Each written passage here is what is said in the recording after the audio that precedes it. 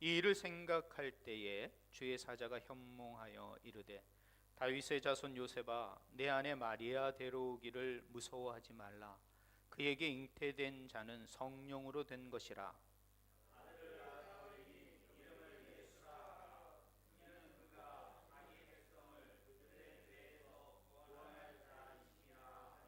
이 모든 일이 된 것은 주께서 선지자로 하신 말씀을 이루려 하심이니 이르시되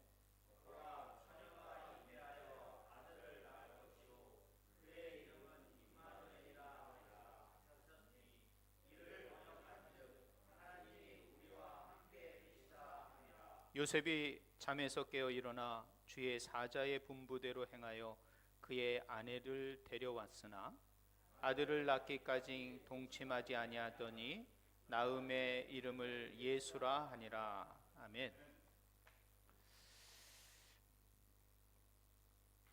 네,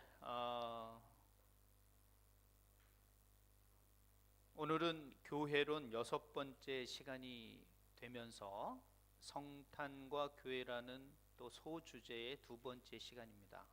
그래서 지난주에 나누었던 이 마태복음 1장 18절부터 25절 말씀을 가지고 또 다른 측면인 요셉에 관한 측면에서 오늘 본문을 좀 생각해 보려고 합니다.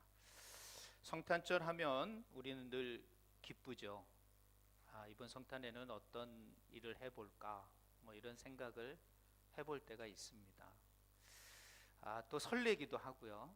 또 한국에는 화이트 크리스마스가 될까? 눈이 와가지고 지금 뭐 교통이 뭐 마비되고 막 그렇지만 좀 설레기도 하고 그런 어떤 기분들을 많이 느끼게 되고 또 거리마다 성탄의 노래가 나오고 캐롤이 나오는 거 보면서 아이들도 즐거워하고 참 그런 어떤 성탄을 우리는 생각하게 됩니다.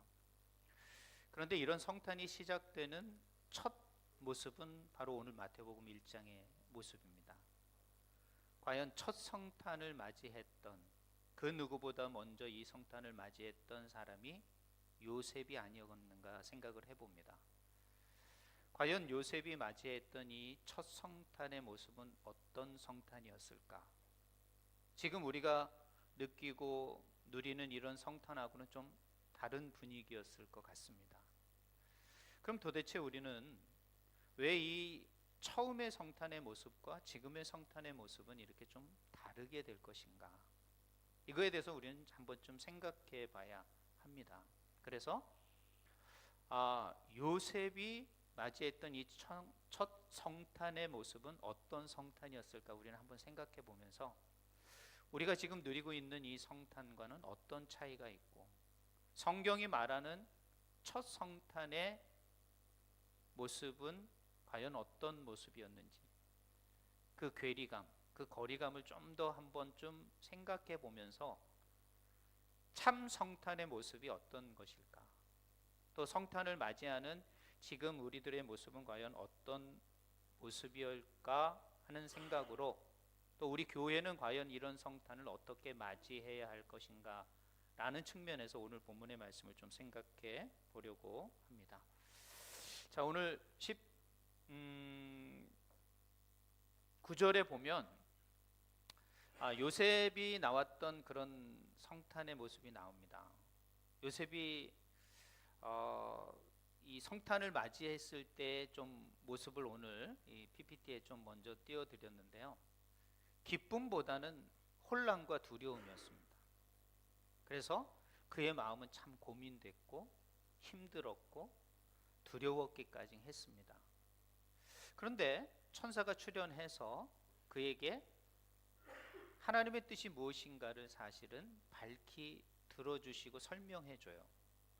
그 설명을 들은 이 요셉은 다시 한번 빛을 보는 것과 같은 정말 그 성탄의 기쁨과 그 감격을 갖게 돼서 즉각적으로 하나님 앞에 반응하는 그런 요셉의 모습을 우리는 볼 수 있습니다. 자, 그러기 전에 우리는 요셉이 과연 어떤 사람이었을까? 오늘 19절은 요셉이 어떤 사람이라는 것을 먼저 말하고 있습니다. 먼저 의로운 사람이다. 그러니까 연역적으로 기록을 하고 있거든요. 그러니까 결론부터 얘기하는 거예요. 성경은 먼저. 그러면서 요셉은 의로운 사람이었다. 그러면 우리는 어떻게 생각하죠? 아, 착하고 순한 사람. 진짜 부인 말이라면 그냥 순종하고 이런 착한 남자. 뭐 이런 생각을 현대적인 생각을 갖게 됩니다.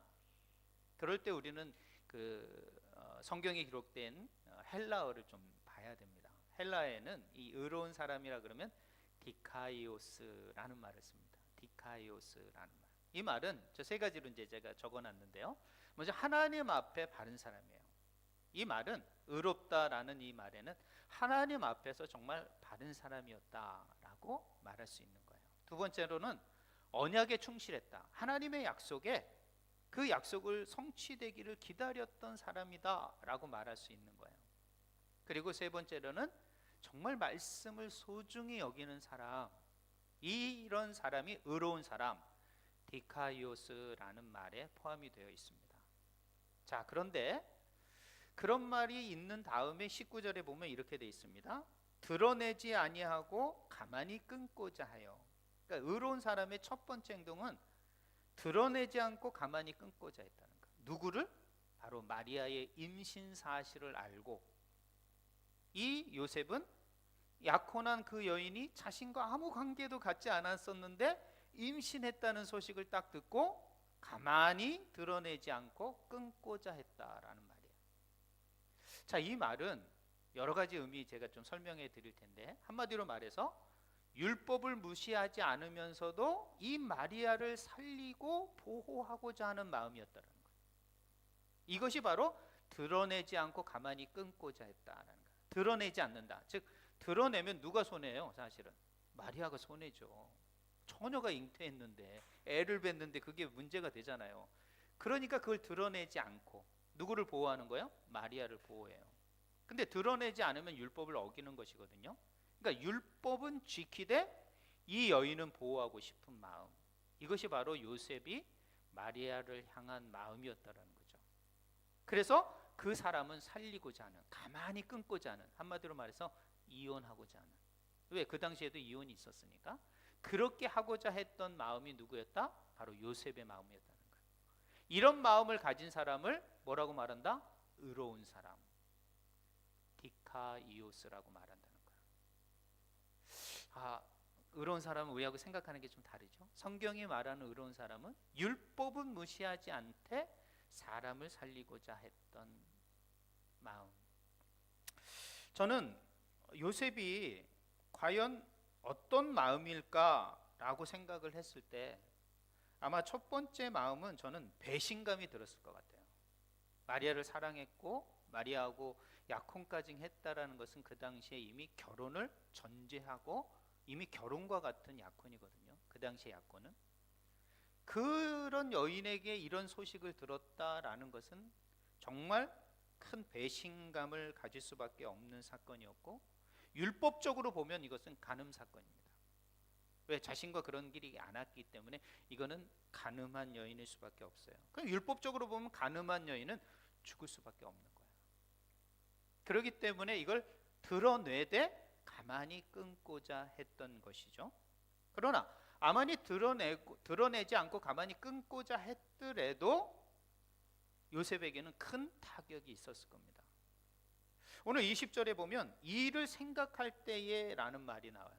이 말은 뭐냐면 정말 고민이 많았다라는 말이죠. 그래서 잠이 오지 않은 거예요. 그런데 꿈에 천사가 나타난 거죠. 그럼 그런 깊은 생각이 어떤 생각이었을까? 제가 좀 생각을 해봤습니다. 첫 번째로는 요셉의 마음에 이런 생각이 있어요. 그러니까 사람들의 시선을 좀 생각을 했을 것 같아요. 사람들이 자신을 좀 율법을 잘 지키는 청년으로 봤는데 이런 일을 했으면 요셉 별별 일 없구만, 걔도 그냥 앞질러 갔구만, 일 저질렀구만, 요즘 말로 하면 그렇게 되는 거예요. 그러니까 사람들의 시선이 곱지 않았겠죠. 별 수 없구만, 쟤네 둘이 이미 일을 저질렀네, 좋게 봤는데 저런 믿음 있는 친구들도 별 볼 일 없구만, 이런 사람들의 시선, 결국 그렇지 뭐라는 그런 시선에 아마 두려웠을지도 모릅니다. 사람들이 자신을 평가하는 그 평판에 시선을 안 가질 수가 없죠. 생각하지 않을 수가 없는 겁니다. 두 번째로는 율법과 신앙적인 두려움입니다. 내가 신앙을 지킨다고 열심히 했는데 이 부정한 여인을 과연 나는 어떻게 처리해야 될 것인가? 그게 내 약혼녀고 앞으로 결혼할 여인인데 이 여인을 과연 내가 어떻게 할까? 내 평생 과연 이 여인을 지킬 수 있겠는가? 내 마음을 다스려 이 여인을 정말 그전처럼 사랑하는 마음을 계속 가질 수 있을까? 신앙적으로 율법적으로 사실 그 마음이 흔들렸을 수도 있습니다. 그러지 않겠어요? 여러분 같았으면 어떻게 했어요?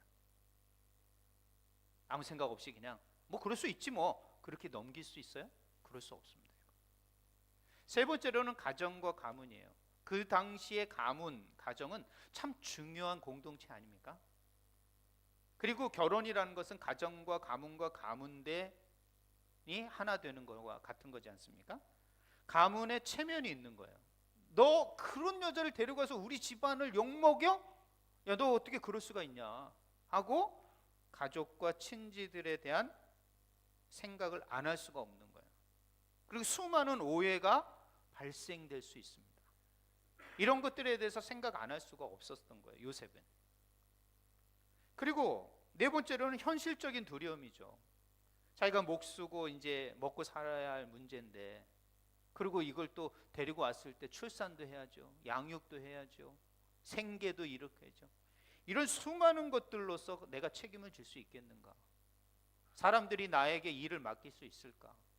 과연 내가 생계를 꾸려나갈 수 있을까? 정말 수많은 부담과 압박감이 그에게 있었을 것입니다.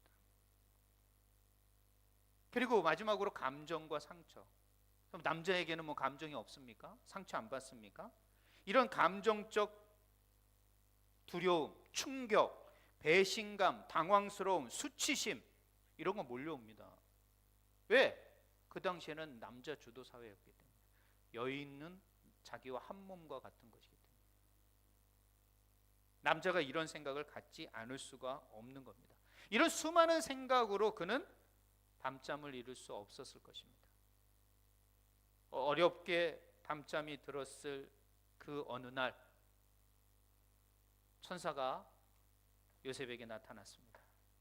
그래서 오늘 20절에 하는 말이 뭐냐면은 현몽하여 주의 사자가 현몽하여 이르되 무서워하지 말라. 그러니까 정확하게 요셉이 무엇을 두려워하고 어디에서 무서워하고 있는지를 정확하게 알고 있는 하나님께서 천사를 보내서 첫 마디가 뭐냐? 두려워하지 말아라, 무서워하지 말아라. 수많은 걱정이 앞서서 잠도 이루지 못하는 이 요셉에게 하나님은 나타나셔서 그에게 무서워하지 말라. 그러니까 하나님은요, 우리의 감정, 우리의 상황, 우리의 뭐 때문에 두려워하고 염려하는지를 다 알고 계신다는 거예요.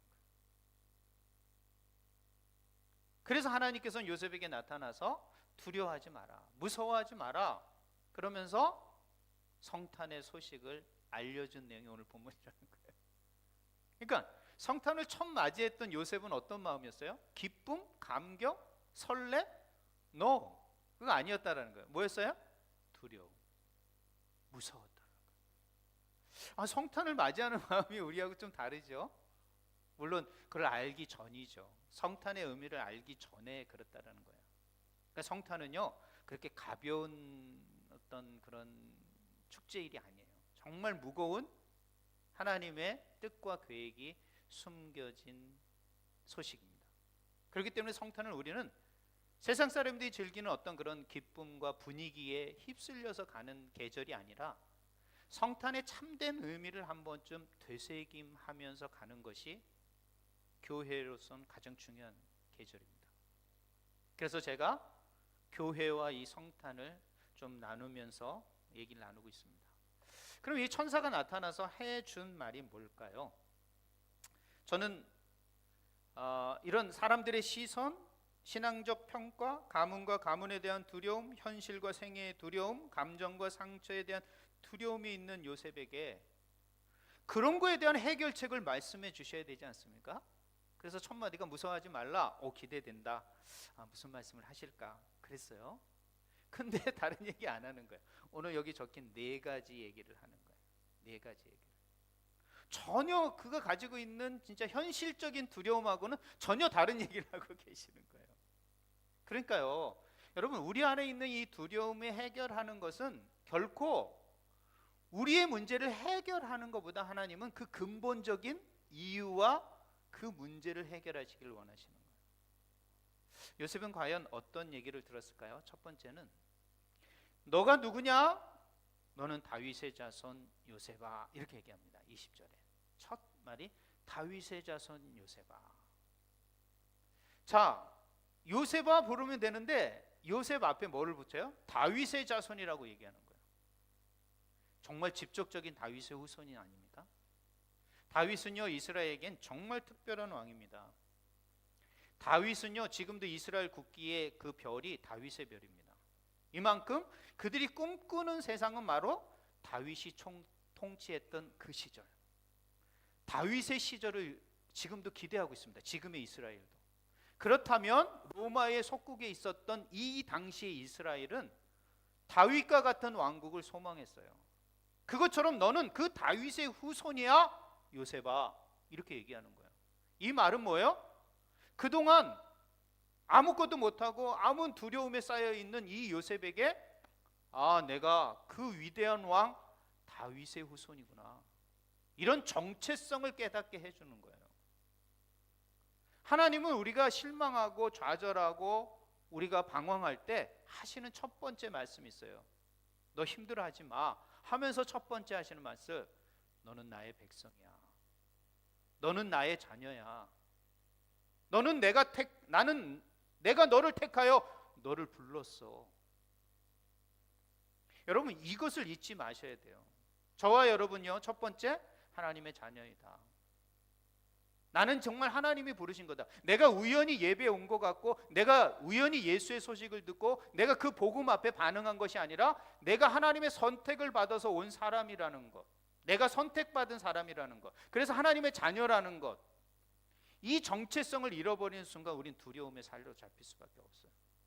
두려움에 사로잡힌 요셉에게 천사가 첫 번째 하는 말은 다윗의 자손 요셉아라는 거예요. 그러므로 여러분이 하나님의 자녀라는 이 정체성 잃어버리시면 안 돼요. 그 정체성을 잃어버리지 않기 위해서 이 예배에 매주 참석하고 나는 하나님의 자녀로서 예배자가 될 거야 라는 마음으로 오는 거지, 뭐 예배 온다고 뭐 여러분의 뭐 시간 뺏기고 뭐 그런 것만 됩니다. 그러나 내가 누구냐, 나의 정체성을 확인하는 시간이 바로 이 시간이라는 거예요. 우리가 살면서 잊어버리지 않아야 할 첫 번째, 내가 누구인가, 하나님의 자녀, 다윗의 자녀, 자손 요셉아. 이렇게 정체성을 말해요. 두 번째로 말할 때 이제 본격적인 사건의 얘기를 하는 거죠. 무슨 얘기입니까?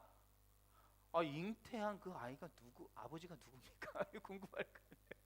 요셉이 나는 아닌데 누구냐는 거예요. 그거에 대해서 천사가 말씀하는죠. 성령으로 잉태된 자다. 성령으로 잉태됐다라는 거예요. 이건 뭐예요? 하나님의 뜻이라는 거예요. 하나님의 계획이구나. 나는 마리아를 잉태된 사건을 사람의 결과로 봤는데, 사람의 어떤 열매로 봤는데 그게 아니고 하나님의 뜻이구나. 하나님의 계획이 있으셨구나. 우리를 향하여, 마리아를 향하여, 이스라엘 민족을 향하신 하나님의 뜻이 우리에게 임했구나. 이것을 깨닫게 된 거예요. 성령으로 잉태됐다. 이 한 말을 듣는 순간 그 마리아를 잉태시킨 사람이 누굴까, 남자가 누굴까라는 대답이 완전히 질문이 해결이 된 거예요. 그래서 어떻게 된 거예요? 하나님의 뜻대로 잉태된 것이었구나 라는 것을 깨닫고 알게 된 거죠. 세 번째는 어떤 겁니까? 그 이름을 예수라 하라. 그리고 자기 백성에서 그들의 죄에서 구원할 자다라고 말을 하는 거예요. 여러분, 그 이름을 예수라 하라는 것은 뭐예요? 자기 백성을 죄에서 구원할 메시아, 구원자구나. 하나님의 뜻이 드디어 우리 이 시대에 임하겠구나라는 것을 기다려왔던 요셉은 깨닫게 된 거예요. 그래서 그의 이름이 예수라는 것, 다른 이름도 아니지 않습니까? 예수, 자기 백성을 죄에서 구원할 자. 지난 시간에 제가 이 성령의 잉태와 자기 백성에서 죄를 구원할 자의 이 메시지를 성탄의 의미로 정해냈어요. 오늘은 첫 번째하고 지금 마지막을 정하는 거예요. 그래서 네 번째는 뭐였을까요? 이사야 말씀을 딱 알게 하면서 보라, 처녀가 잉태하여 아들을 낳을 것이요 그의 이름을 임마누엘이라 하리라. 이 이사야 구약의 말씀, 예언의 말씀을 가져와 이 약속이 지금 너희에게, 마리아에게, 너에게, 가정에게 성취되었다.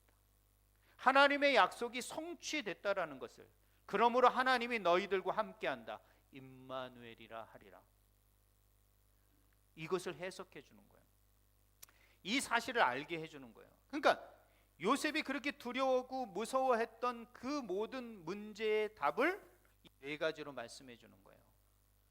너는 다윗의 자손이야. 그리고 이 아이는 성령으로 잉태된 거야. 그리고 그 이름이 예수라는 것은 내가 하나님의 백성을 구원하고자 하는 하나님의 계획이야. 그리고 이 말은 이미 600년 전에, 오래전에 약속했던 그 선지자의 말씀이 성취되는 거다. 이렇게 말씀하면서 그 요셉에게 얘기했다라는 거예요. 자, 이제 잠이 깼어요. 주의 사자의 그 설명을 다 듣고 잠이 딱 깼어요. 그러면서 그 사자가 마지막으로 일어나서 뭐라고 그러냐면 주의 사자가 분부한 대로 24절에 보니까 그의 아내를 데려왔더라. 그러니까 그전에는 데려오지를 못했던 거예요. 두려우니까, 무서우니까, 여러 가지 사건들 때문에, 나타날 일들 때문에 어려우니까 못 데리고 왔다는 거예요. 근데 이 주의 사자가 다 설명해 준 내용을 듣고 깨어난 순간 바로 가서 그 아내를 데리고 왔어요. 그리고 25절에 뭐냐면 아들을 낳기까지 동침하지 아니었다. 절대 손대지 않았다. 쉽지 않은 일이죠, 이것도. 그러면서 그 아들 예수를 낳게 됐어요. 자, 저는 이 본문에 조금 초점을 맞추고 싶습니다. 말씀을 깨달은 다음에 요셉이 어떻게 했을까? 그렇게 두려워하고 염려하고 무서워했던 요셉이 꿈속에서 주님의 그 계시의 말씀을 깨닫게 되는 순간 깨어나서 그의 반응은 어땠었다는 거예요. 그는 더 고민하거나 더 머리를 굴리거나 계산하거나 머뭇거리지 않았습니다. 그는 즉각적으로 말씀에 대한 확신이 있는 순간, 그렇다고요, 그의 마음에 두려움이 사라진 게 아닙니다. 여전히 현실적인 문제와 현실적인 대안을 찾을 수가 없는 거예요. 왜? 꿈의 현실적인 대안을 말해준 게 아니니까. 그럼에도 불구하고 그 말씀을 듣는 순간 그는 말씀에 대한 확신을 갖게 되는 거예요. 말씀에 대한 믿음을 갖게 됨으로 말미암아 그가 가지고 있던 현실적인 두려움을 이겨낼 수 있게 된 거라는 거예요. 여러분, 바로 이것입니다. 왜 우리가 말씀을 듣고 깨달아야 하느냐? 왜 우리가 말씀을 믿고 확신해야 되느냐? 왜 말씀을 붙들어야 되느냐? 우리 안에 있는 두려움, 무서움, 그걸 사라지는 게 아니라 그거를 뛰어넘을 수 있는, 그거를 능가하는 그 믿음, 그 확신, 그 신뢰를 갖기 위해서라는 거예요. 말씀은 그런 파워가 있는 거예요. 그렇기 때문에 요셉은 두렵고 무서웠던 그 마음이 말씀을 듣고 깨달아지는 순간 그 두려움은 없어지지 않았지만 더 큰 확신으로 순종할 수 있었다는 거죠. 그럼 저희가 이 성탄을 맞이하는 우리 교회들 모습이 이 요셉의 모습과 같아야 되지 않겠는가 저는 생각해 보는 것입니다. 그저 기쁨의 소식으로만이 성탄을 맞이하는 것이 아니라 요셉과 같이 결단하고 순종하는 자세로 이 성탄을 맞이해야 되는 거라는 거예요. 기쁜 소식이죠. 그 인류에게, 그 민족에게 기쁜 소식입니다. 그러나 요셉, 이 소식을 받아들이고 이 소식을 듣는 이 요셉은 결단했습니다. 그리고 순종했습니다. 그리고 편안함으로 그걸 듣지 않았습니다. 앞으로 남겨진 무거운 책임, 무거운 부담감, 더 깊은, 더 큰 결단이 기다리고 있었어요. 그걸 다 감내해 내려는 순종이었다는 거예요. 편안하게 받아들인 게 아닙니다, 절대. 그러므로 우리의 교회가 이 성탄을 맞이할 때 기쁨과 평안이 아니라 결단과 순종, 책임을 감당하겠노라는 그런 마음으로 이 성탄을 맞이해야 된다는 것이에요. 그러므로 우리가 말씀을 받을 때 깨달아질 때 순종이 가능한 겁니다. 왜 우리가 순종을 잘 못하느냐? 그는 말씀에 대한 깨달음이 안 되기 때문에 그런 거예요. 말씀에 대한 걸 깨달으셔야 돼요. 그러니까 우리가 말씀을 들어야 됩니다. 그래서 듣는 자리에는 일단 있으셔야 돼요. 말씀을 듣는 자리에 일단은 있으셔야 돼요. 그래야만이 그 말씀이 들려질 때 그게 쌓이다 보면 깨달아지는 것이죠. 깨달아질 때 무엇이 될 수 있냐? 순종이 되는 거예요. 왜 나는 왜 말씀에 대해 순종을 못하지? 그건 말씀에 대해 순종을 못하시는 게 아니라 말씀에 대한 깨달음이 안 되는 거란 말이에요. 말씀에 대한 깨달음이 있을 때 사실은 순종할 수 있게 되는 거죠. 그게 믿음의 문제고 확신의 문제죠. 오늘도 마찬가지입니다.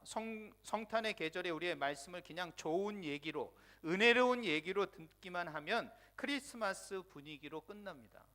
그러나 요셉처럼 말씀을 깊은 곳에서 깊은 두려움과 염려와 깊은 생각 속에 이 성탄을 맞이하려는 마음을 가질 때, 말씀이 그때 들어왔을 때 우리는 즉각적으로 순종할 수 있습니다. 두려움을 뛰어넘는 확신으로, 머뭇거리는 것이 아니라 순종으로, 핑계대는 게 아니라 결단으로, 그 다음에 성탄은 그냥 구주 앞에서 그냥 캐롤송을 부르는 시간이 아니라 결단의 시간이, 순종의 시간으로 나아갈 수 있는 그런 시간이 될 수 있다는 거예요. 말씀을 맺도록 하겠습니다. 오늘 우리는 요셉과 같은 마음으로 성탄을 맞이할 수는 없겠지만 우리 삶의 현장 속에서 나의 마리아는 과연 누구인가, 무엇인가를 좀 생각해 봤으면 좋겠습니다. 제가 3년 전에 이스라엘을 갔습니다. 그러니까 지금 이스라엘과 가자 전쟁이 있기 전이에요. 있기 전 몇 달 전에 간 거예요. 딱 갔는데 전 생각지도 않았는데 그 베들레헴이죠. 베들레헴의 쪽인 것 같아요. 베들레헴 쪽인가? 거기에 마리아 성당이 있더라고요. 근데 마리아 성당 옆쪽에 오늘 주보 앞쪽에 제가 이렇게 그림을 넣어놨잖아요. 이거 제가 찍은 사진입니다. 제가 찍은 사진을 넣어놓은 거예요. 그래가지고 제 얼굴은 좀 뺐죠. 요즘 갤럭시 핸드폰이 아주 기능이 좋습니다. 사람이 있잖아요. 이렇게 쫙 이렇게 해가지고 딱 AI 생성 딱 누르면요, 그 사람만 싹 지워져. 그래가지고 내 얼굴이 딱 빠진, 내 모습이 빠진 요셉의 동상이에요. 자, 근데 저는 요셉인가 보다 그렇게 생각했어요. 앞에 모습은 요셉이잖아요. 근데 요셉의 얼굴을 저는 그냥 아무렇게나 보고 뒤로 갔어요. 뒤로 갔는데 이렇게 돼 있는 거예요. 그 뒤에 누가 있어요? 그 앉아 있는 의자 밑에 마리아가 쭈그리고 앉아 있는 거예요. 저는 이 사진을 보고 정말 충격을 받았어요. 그러면서 요셉이 마리아의 임신 사실을 듣고 어땠을까 생각을 그때 하게 됐어요. 그러면서 이번 성탄을 준비하면서 이 생각이 다시 떠오르는 거예요, 저에게. 그리고 이 본문이 저에게 다가오게 됐습니다. 그러면서 요셉은 과연 어땠을까? 그러면서 이 생각을 한 거예요. 자, 그러면서 제가 다시 동상 그 앞으로 가서 요셉의 얼굴을 봤어요. 자세히 본 거죠. 그냥 스쳐 지나가는 게 아니라 자세히 보면서 사진을 이렇게 찍게 됐어요. 정말 모든 질고와 모든 무거운 짐을 다 내가 감당하겠노라는 그 결단. 그 표정이 저는 이 동상에 딱 있는 걸 보게 됐어요.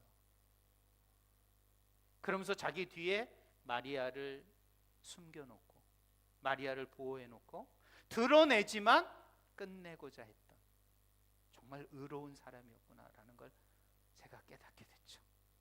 아, 의로움이라는 건 이런 거구나. 우리 주변에 마리아가 있다라는 거죠. 내 아내가 아니고 내 자녀가 아닌 또 다른 마리아가 우리에게 있습니다.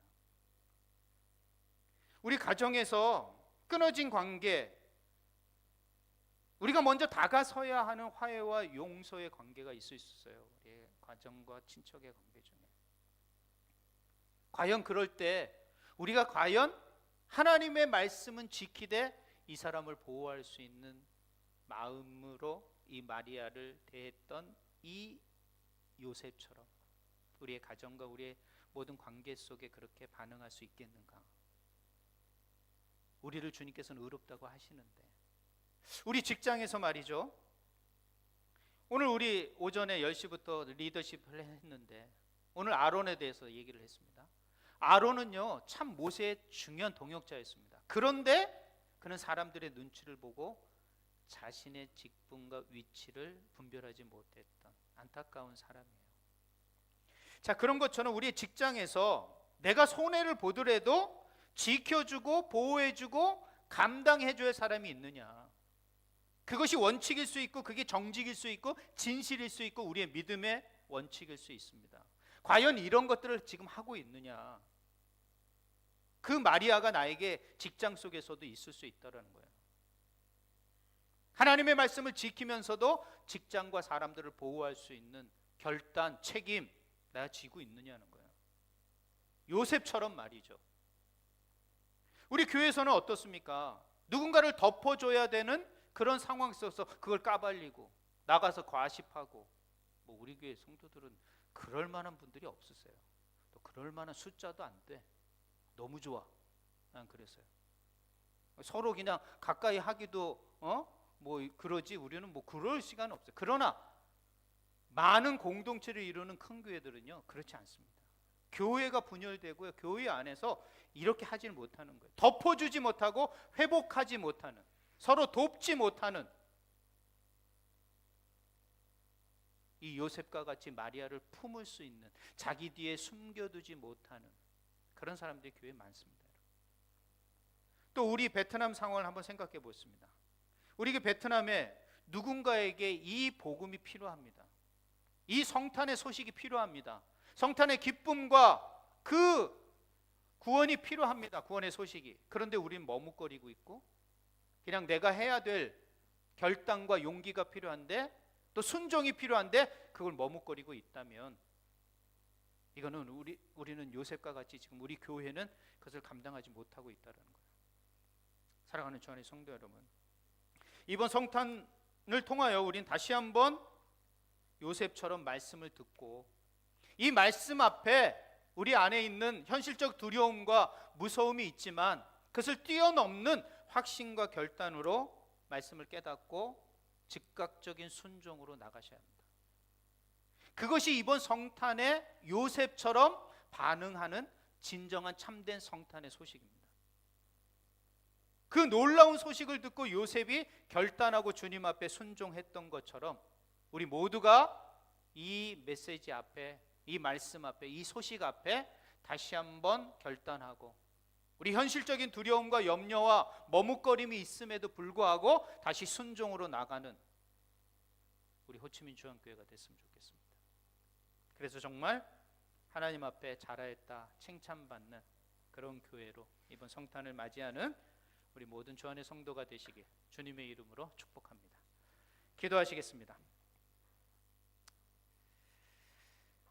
사랑과 은혜가 풍성하신 하나님 아버지, 성탄의 계절의 요셉의 이야기를 통해 두려움 속에서도 순종의 길을 걸어간 믿음을 다시 보게 하시니 감사합니다. 하나님, 저희도 요셉처럼 두려움이 많습니다. 현실적인 두려움이 너무도 많습니다. 사람들의 시선이 두렵고 내 평판과 체면이 무너질까 두렵고 내 계획과 안전한 삶이 흔들릴까 두렵고 상처받을까, 손해볼까, 오해받을까 두렵습니다. 그러나 오늘 말씀을 통하여 알게 하신 것처럼 저희의 인생을 뒤흔드는 일이 우연한 사고가 아니라 성령으로 시작하신 하나님의 구원의 역사가 있음을 믿습니다. 마리아의 임신이 사람이 만든 사건이 아니라 성령으로 된 것임을 요셉에게 알게 하셨던 것처럼 우리의 삶 속에서도 이해되지 않는 일들 속에서도 하나님의 뜻과 계획이 숨겨져 있음을 보게 하시고 깨닫게 하여 주시옵소서. 말씀 앞에 두려움에서 순종으로 나아가길 원합니다. 요셉이 무서워하지 말라라는 음성을 듣고 잠에 깨어 곧바로 주의 사자의 분부대로 행했던 것처럼 오늘도 오늘 들은 말씀 앞에서 머리로만 동의하지 않고 삶으로 순종해가는 우리 호치민 주한교회가 되게 하시옵소서. 가정에서 먼저 화해하고 용서의 손을 내미는 결단을 하게 하시고 직장에서 정직과 진실을 선택하게 하시고 손해를 감수하는 용기가 있게 하여 주시옵소서. 교회 안에서는 서로를 정죄하기보다는 덮어주고 회복을 돕는 임마누엘 사람이 되게 하여 주시옵소서. 올해 성탄이 단지 기쁘다 구주 오셨네로 끝나지 않게 하시고 예수님을 구주로 모시고 마리아를 데려온 마리아를 보호하고자 하는 요셉처럼 말씀 앞에서 결단하고 순종하는 성탄이 되게 하여 주시옵소서. 우리의 두려움을 이기고 무서워하지 말라라는 이것이 내가 준비할 길이다 말씀하신 주님의 음성을 믿음으로 아멘하게 하시고 성령께서 주시는 담대함으로 한 걸음 한 걸음 올해를 마무리하고 2026년을 고대하며 소망할 수 있는 발걸음들이 되게 하여 주시옵소서. 다시 한번 이런 결단이 있는 오늘의 예배가 되기를 소망하고 주님 앞에 구하며 우리를 죄에서 구원하시고 지금도 우리와 함께 하시는 임마누엘 예수 그리스도의 이름으로 기도드렸습니다. 아멘. 네, 몇 가지 소식 전해드리도록 하겠습니다.